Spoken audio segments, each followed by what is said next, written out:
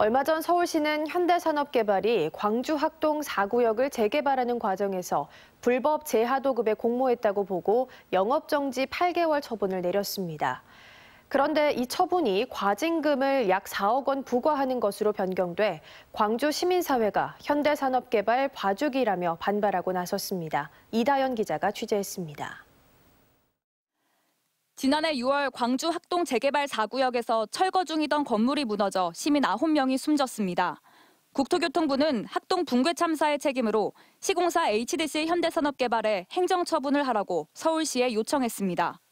이에 따라 서울시는 지난 3월 우선 부실 시공 혐의로 현산에 영업정지 8개월 처분을 내렸습니다. 해체 계획서를 어기고 관리 감독을 제대로 하지 않는 등 부실 시공을 해 인명피해를 일으켜서입니다. 이어 지난 4월 13일에는 하도급 업체 관리 의무 위반을 사유로 추가로 영업정지 8개월 처분을 했습니다. 하도급 업체인 한솔기업이 불법 재하도급을 못하도록 현산이 관리해야 하는데도 이를 어기고 공모했다고 봤기 때문입니다. 그런데 부실 시공에 대한 영업정지는 현산 측의 법적 대응에 따라 법원이 집행정지 결정을 내렸고 불법 재하도급에 따른 추가 영업정지 8개월 처분은 서울시가 과징금 약 4억 600만 원을 부과하는 걸로 바꿨습니다. 서울시는 현산 측이 영업정지를 과징금 부과 처분으로 변경해달라고 요청한 것에 따른 조치라고 설명했습니다.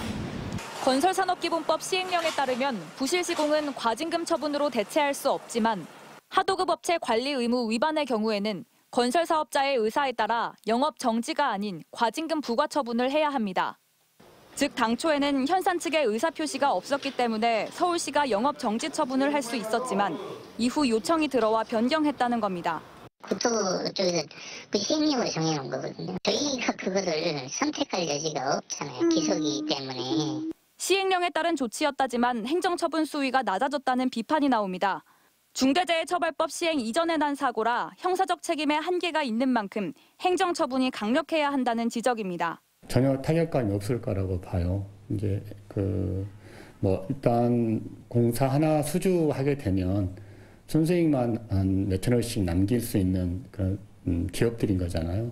국토부는 올해 1월 있었던 광주 화정 아이파크 붕괴 사고와 관련해서도 등록 말소 등 가장 엄중한 처분을 요청해둔 상태입니다.